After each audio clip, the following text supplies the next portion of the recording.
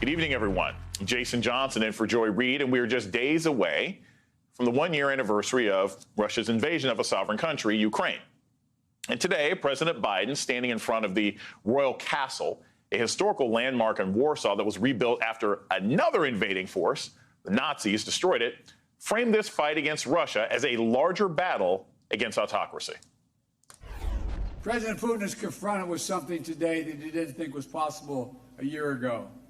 The democracies of the world have grown stronger, not weaker. But the autocrats of the world have grown weaker, not stronger. Grossly underestimated the NATO alliance. 1 year into this war, Putin no longer doubts the strength of our coalition. But he still doubts our conviction.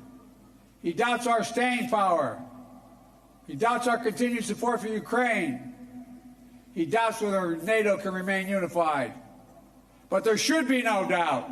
Our support for Ukraine will not waver. NATO will not be divided, and we will not tire.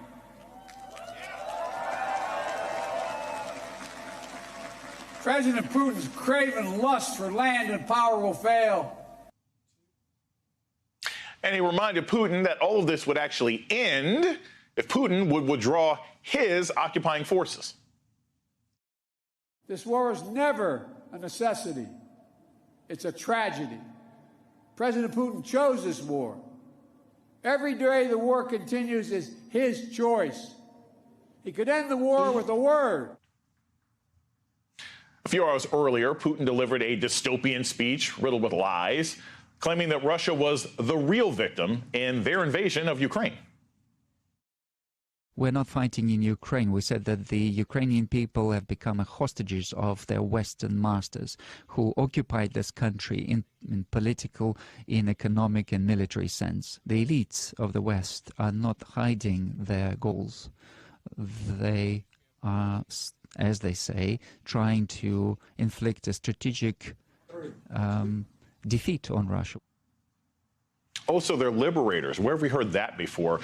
It was Russian forces that actually invaded Ukraine a year ago, using a string of justifications that keep literally blowing up in Putin's face. First, it was to save Russian-speaking Ukrainians. Then Russian-speaking Ukrainians took up arms against his invading army. Then it was to denazify Ukraine, but Putin himself is the grand wizard of global right-wing movements.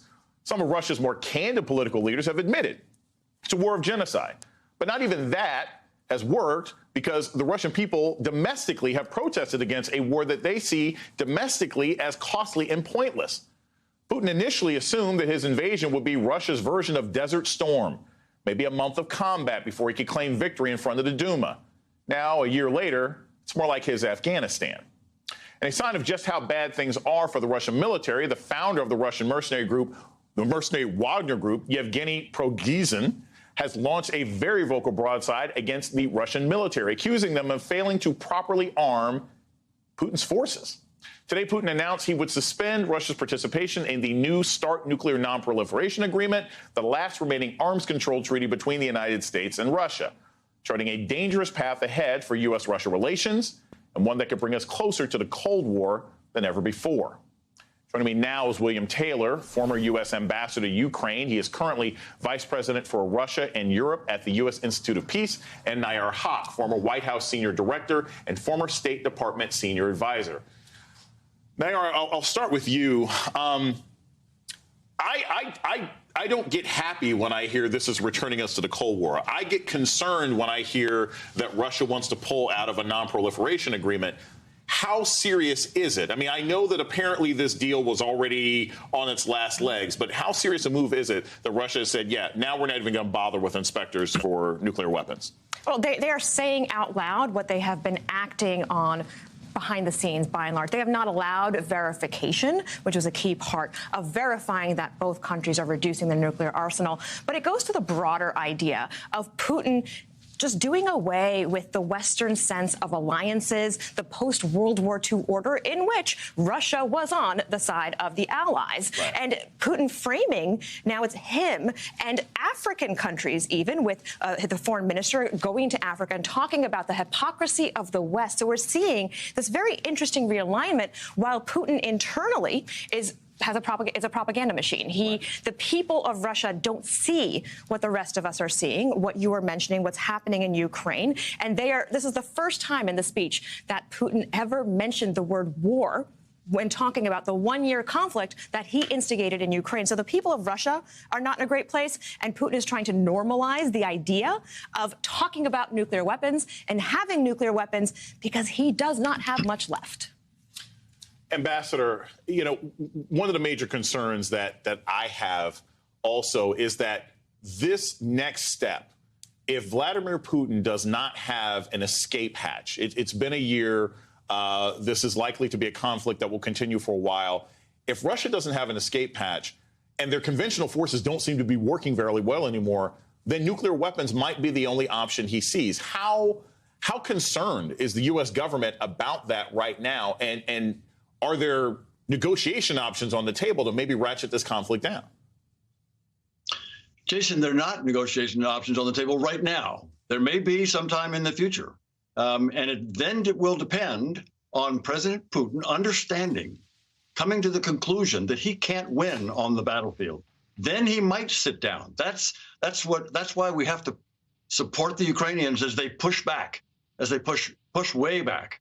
So this is the issue, Jason. The question is the support for Ukraine, allowing them to push the Russians out of their nation. All the Ukrainians are after is the Russians out of their country. As you indicated, as you described at the beginning, the Russians invaded in 2014 and then invaded massively in 2022. They have an option. The off-ramp, the exit ramp for Putin is to just pull out. He's got 11 times. He's not bottled up. Right. His back is not to the wall. He's got a big country. He doesn't need Ukraine. Jason, he lived without Crimea since 1954. He doesn't need Crimea. So yes, he can stop this anytime, and he can begin the negotiations on that basis. I think on that basis, the Ukrainians would be happy. They've said they'd be happy to negotiate at that time. Nayyar, so this is the one that also gets me. There are lots of people in the international left and sort of international peace advocates who've said, you know what? We would have already had a peace deal on the table, but America and the West, they want this to be a proxy war now. And it's not the same thing as parroting Putin's talking points. There are people who said, hey, look, you could give up this bit of land, you could move people here and there. This war only exacerbates conflict in the region. Is there legitimacy to that? Is there a legitimacy to the argument that now Ukraine might be so far into this and the West and NATO are so far into it that realistic diplomatic options are no longer on the table? It's fascinating to see the left unite with Henry Kissinger when it comes to foreign policy issues, particularly with Ukraine, because suddenly the human rights and the genocide of Ukrainians is not the #1 driving issue. It's the idea of the United States not engaging militarily, the United States pulling back from alliances, and it raises the question of what is all that military spending for?